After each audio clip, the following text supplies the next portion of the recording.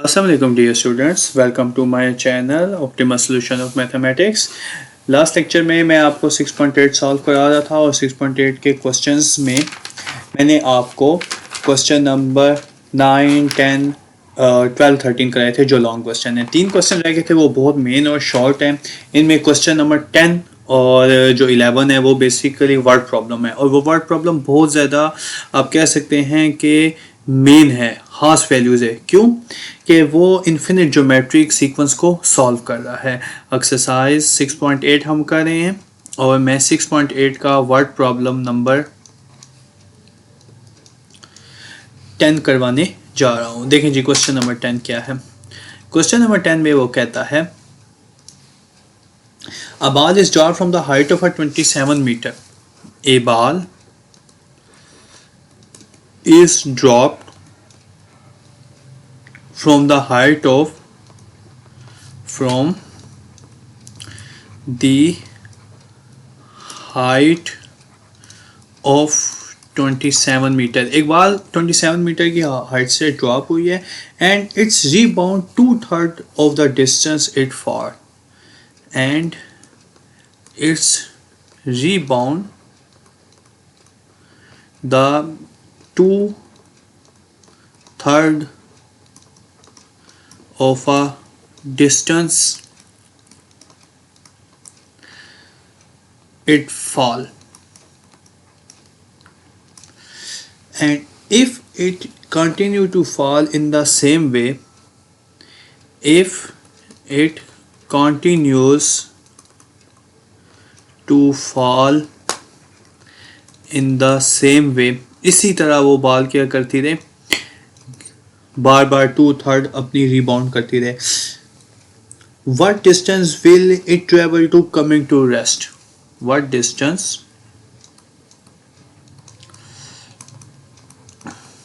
कितना उसको डिस्टेंस चाहिए होगा? What distance will it travel? Will it travel before coming to rest? देखें ये बहुत मेन क्वेश्चन साबित हो सकता है। ठीक है, एक तो वर्ड प्रॉब्लम है और दूसरा इन्फिनिट ज्योमेट्रिक सीक्वेंस का वर्ड प्रॉब्लम है। देखिए मैं क्वेश्चन करने से पहले ना आपको एक तो कुछ पेजेस ऐड कर लेता हूँ।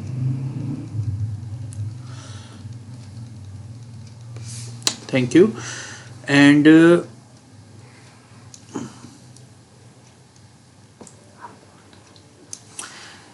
इसकी फिगर समझाता हूँ। देखें यहाँ पे मैं कहता हूँ ये मेरा एक एक्सिस है, एक ये स्ट्रेट लाइन होगी, एक ये स्ट्रेट लाइन होगी। सपोज लेटर से एक बॉल है, इस पोजीशन पे है, यहाँ से बॉल बेसिकली मैं कहता हूँ गिरी है। ठीक है, वो जिस हाइट से गिरी है यहाँ ज़मीन तक वो 27 मीटर है। उसके बाद बॉल ने रीबाउंड किया, क्योंकि ज़ाहिर सी बात है आपको पता है जब भी कोई शेप या कोई भी स्फेरिकल फिगर नीचे आती है उसका रीबाउंड लाजमी होता है। तो बॉल ने जो रीबाउंड किया दोबारा से ज़मीन पे आने तक, वो किया है 27 का 2/3। ठीक है, सिमिलरली ये 27 का 2/3 आप सिंप्लीफाई करके चेक कर सकते हैं। ये बनता है 327 से कैंसिल हो गया तो 18 मीटर उसने क्या किया, रीबाउंड किया। फिर यहाँ से उसने दोबारा एक को रीबाउंड करना है इधर से, ये मैंने आपको करके बताया बॉल का रीबाउंड। ये जो रीबाउंड है ये 18 का 2/3 होगा and up to so on, ball चलती जाएगी। कहता है बॉल कितने रीबाउंड करेगी कि बॉल रेस्ट पे आ जाए। ठीक है जी, क्वेश्चन सॉल्व करते हैं, आपको ऑटोमेटिकली ये क्लियर हो जाएगा। लुक, ओरिजिनल हाइट है जो जहाँ से बॉल नीचे आई है, गिरी है, वो है 27 मीटर है। ठीक है, height of a first rebound, देखें जब वो फर्स्ट रिबाउंड करेगी, हाइट ऑफ फर्स्ट रिबाउंड, तो वो मैंने अभी आपको ये सिंप्लीफिकेशन करके बताई है। 27 का 2/3 थर्ड करेगी। तो 27 का 2/3 9, 9 2 ज़ा 18 मीटर। इसी तरह height of a second rebound, height of secondary rebound जब वो दूसरी दफ़ा रिबाउंड करेगी तो ये हो जाएगा 18 का 2/3। सिंप्लीफाई करें 6, 6 2 ज़ा 12। सिमिलरली एक और निकाल लें, height of a third rebound, तीसरा जो रिबाउंड करेगी वो हो जाएगा 12 इंटू 2/3। तो ये हो जाएगा 3 इंटू 12 4, 4 2 ज़ा 8 metre up to so on. इसी तरह कंटिन्यू बाल करती रहेगी। अब कितने रिबाउंड करेंगे? इन्फिनिट रिबाउंड्स करेगी, क्योंकि जब बाल ने रेस्ट पे आना है तो उसने अपनी पोजीशन पे भी आके वाइब्रेट करना है, उस रिबाउंड को हम इन्फिनिट में लेंगे। तो टोटल डिस्टेंस जो बाल ने ट्रेवल किया है वो कितना कर लिया जी? हम लिखेंगे total distance travel by ball, travel by ball. तो ये गौर से देखिएगा, मैं लिख रहा हूँ 27 metre plus 18 metre plus 12 metre, ये देखिए आपके सामने ये टोटल डिस्टेंस कवर कर रही है, plus 8 metre up to so on. ये जो वाला 8 वाला प्लस है इसको थोड़ा सा मैं जगह देता हूँ, इसकी एक भी आपको रीज़न बताने लगा, ठीक है। साथ ही मैं यहाँ पे ये चीज़ गौर कीजिएगा, मैंने 18 के साथ 2 को मल्टीप्लाई कर दिया, 12 के साथ भी 2 को मल्टीप्लाई कर दिया है और 8 के साथ भी 2 को मल्टीप्लाई कर दिया। उसकी क्या रीज़न है? देखिए पहली दफ़ा जब बाल गिली यहाँ से तो वो तो 27 मीटर है, लेकिन जब बाल ने दोबारा रीबाउंड किया है तो वो 18 मीटर ऊपर गया और 18 मीटर नीचे भी आया था, 2 × 18। सेकेंड रिबाउंड में बाल जो है वो 12 मीटर ऊपर गई है तो 12 मीटर नीचे भी आई है। तो इसी तरह टोटल डिस्टेंस के लिए हमने बाल के रिबाउंड को 2 से मल्टीप्लाई किया, तो इट बिकम 27। 2 ओवरऑल कॉमन ले लें तो कितना रह गया? 18, 12, 8 up to infinite. Many time ball क्या करेगी? रिबाउंड करेंगी। 27 प्लस 2। अब देखिए जी यहाँ पे फर्स्ट टर्म क्या बनती है, इस जगह पे फर्स्ट टर्म बनती है 18 और कॉमन रेशो A2/A1 12/18 कितना हो जाता है? 2/3 लेस देन 1। इसी तरह आप A3/A2 भी करके चेक कर लें, कॉमन रेशो सेम। तो टोटल डिस्टेंस जो बाल ने ट्रेवल किया है वो है 27 प्लस 2 टाइम्स, अब ये इन्फिनिट डिस्टेंस है तो A1 इंटू 1 - R। यहाँ पे आप क्या करें, बेसिकली वैल्यूज़ को पुट करना शुरू कर दें जी। तो ये बन गया आपके पास 27 प्लस 2 इंटू A1 कितना आया आपके पास? 18 डिवाइडेड बाय 1 - R, 1 - 2/3। तो आप इसको सिंप्लीफाई करें, ठीक है, यूजिंग कैलकुलेटर एनीथिंग, ये आप पे मुयसर है कि आप जितना जल्दी इसको बेस्ट तरीके से सिंप्लीफाई कर सकते हैं। 2 इंटू 18 इंटू 3 - 2/3, तो 3 ऊपर चला जाएगा। तो ओवरऑल बन गया 27 प्लस 2 इंटू 18 इंटू 3 एंड 3 - 2 1 हो गया। तो ओवरऑल ये बन गया जी 27 प्लस 108, कैलकुलेटर से करके देख लें, and 135 metre is your answer. बेटा ये अच्छा शॉर्ट क्वेश्चन है, फेडरल बोर्ड में काफ़ी दफ़ा ये क्वेश्चन पूछा गया क्योंकि ये फिजिकल लाइफ का क्वेश्चन है। इसी तरह ही आपके पास क्वेश्चन नंबर 11 है, मैं उसकी आपको डिटेल लिख देता हूँ, आप वो करेंगे, उसकी मैं आपको डायग्राम समझा देता हूँ।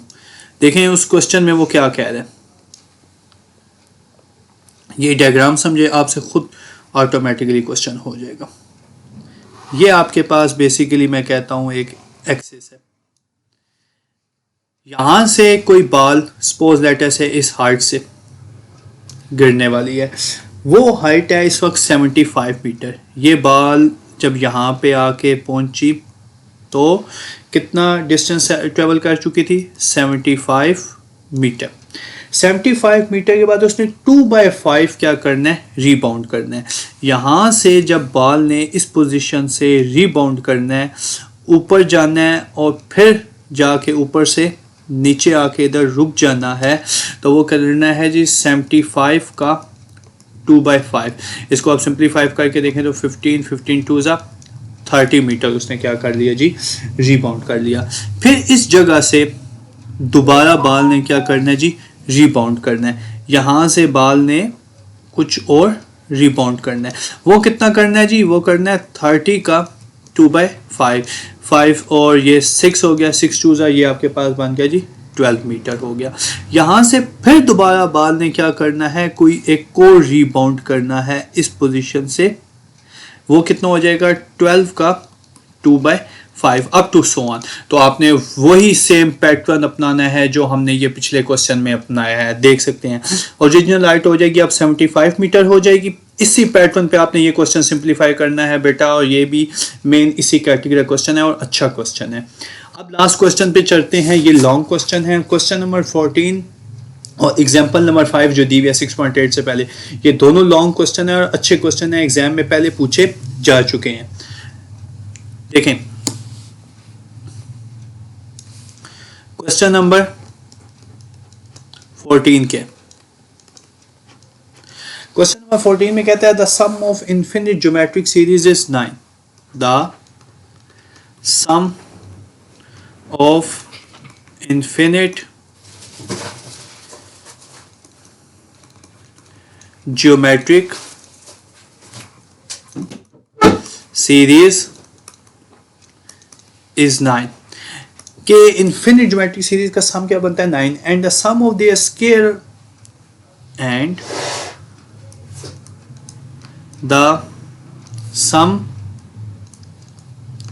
Of the square of its term of the square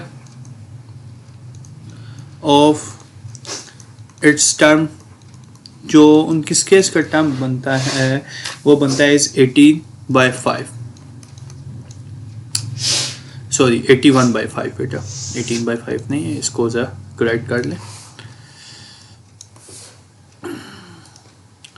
and साथ ही वो कहता है find the series, find the series, series को आपने फाइंड करना है।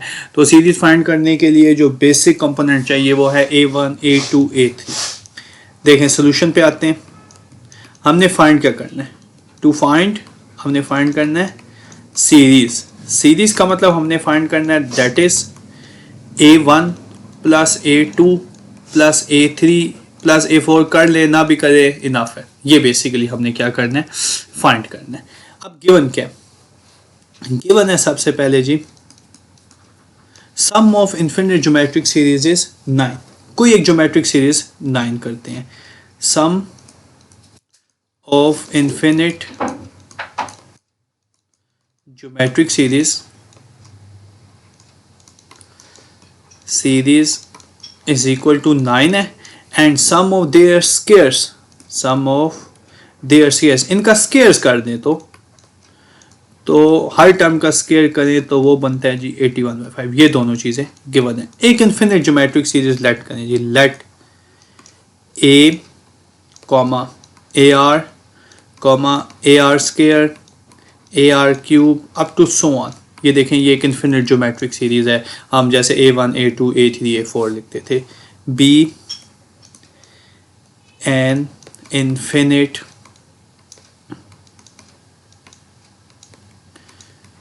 ज्योमेट्रिक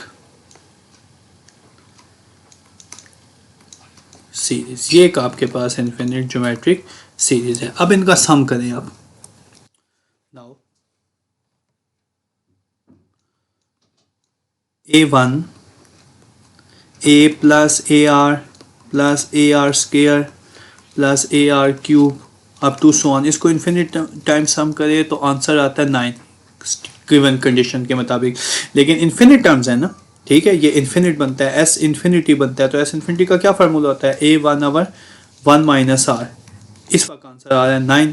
तो ये बन गया जी a1 की वैल्यू है इस सिचुएशन में a, और कॉमन रेशो कितना है r, 1 minus r is equal to 9। ये एक कंडीशन बन गई a over 1 minus r is equal to 9। इसको चाहे तो और सिंप्लीफाई कर सकते हैं, a की वैल्यू निकाल सकते हैं। तो यहाँ से आपके पास वैल्यू बन गई जी a is equal to 9 into 1 minus r। ये एक वैल्यू बन गई है, या आप कह सकते हैं एक कंडीशन बन गई है जिसको हम यूज करेंगे। Similarly now sum of their squares, now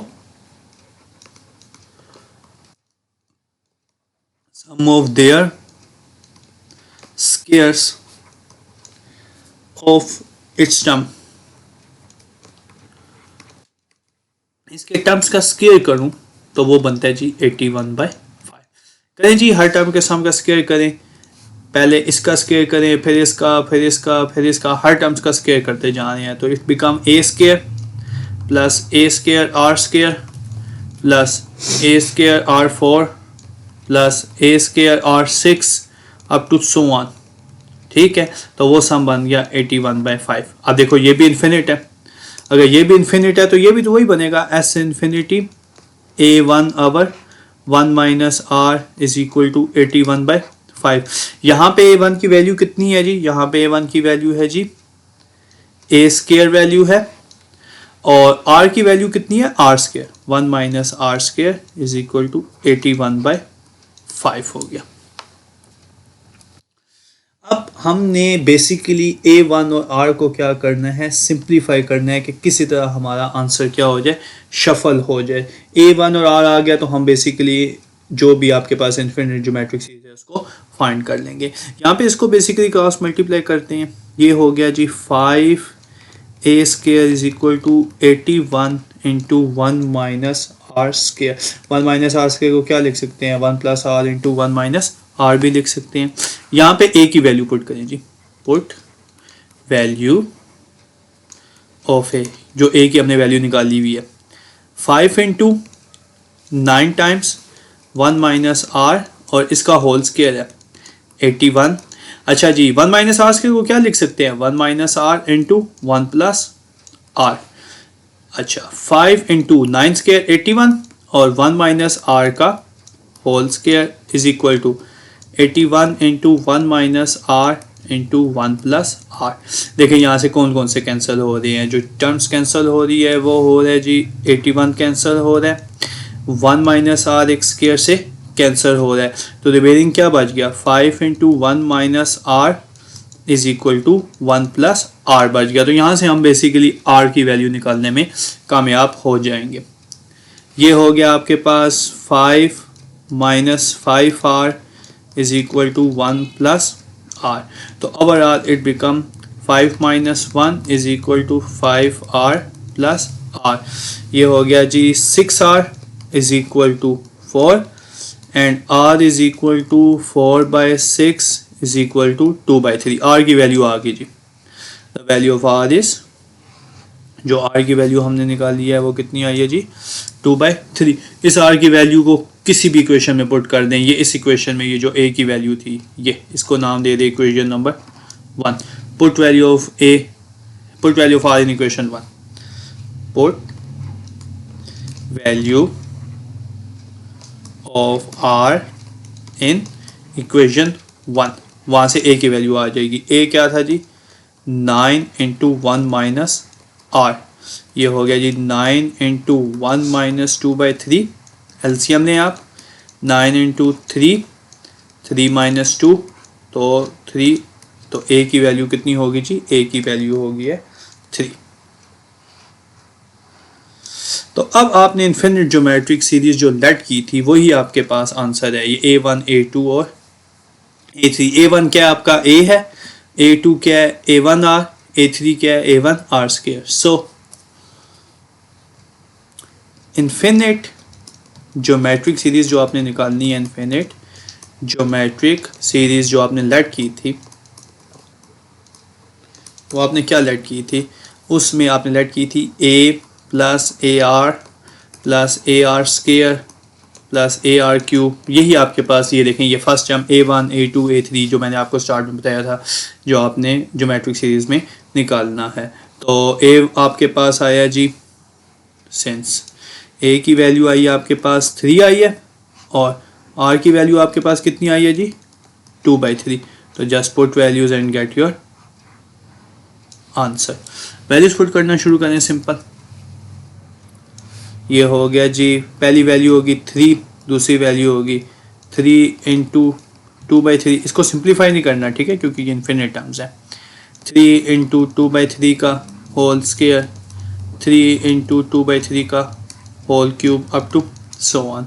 तो इट बिकम 3 प्लस 2 प्लस 2 का स्क्वायर 4 और 3 का स्क्वायर 9, तो ये हो गया जी 4/3 प्लस 2 का क्यूब 8 और 3 का क्यूब 27 और एक 3 उससे कैंसिल हो गया, तो it become 9 up to so on. ये आंसर है, that's your infinite geometric series. ये इस तरह की एग्जांपल नंबर 6 भी है बेटा, ये भी बहुत मेन लॉन्ग क्वेश्चन है। और ये क्वेश्चन नंबर 14, ये देख लें, इसको अच्छी तरह से सॉल्व करें। एग्जांपल नंबर 5 को भी दोबारा इसी मैनर पे सॉल्व करें और अपने कंसेप्ट को चेक करें, ये एग्जाम में आ सकता है, ठीक है। इंशाल्लाह नेक्स्ट वीडियो में मैं आपको 6.10 कराऊंगा। 6.9 आप खुद करेंगे बेटा, जैसे 6.5 मैंने आपको कहा था, आप कमेंट में बता दें कौन कौन से क्वेश्चन 6.5 या 6.9 के आपको नहीं आते। वो बेसिकली आप कह सकते हैं कंक्लूजन है। 6.5 कंक्लूजन है अर्थमेटिक सीक्वेंस का, कि अर्थमेटिक सीक्वेंस, सीरीज और मीन प्रोग्रेशन कैसे बनते हैं। और 6.9 कंक्लूजन है ज्योमेट्रिक सीक्वेंस का, ज्योमेट्रिक मीन का, ज्योमेट्रिक सीरीज का, उनके वर्ड प्रॉब्लम है, daily life problems. 6.10 is very simple. आपकी लास्ट टाइप रह गया हार्मोनिक प्रोग्रेशन।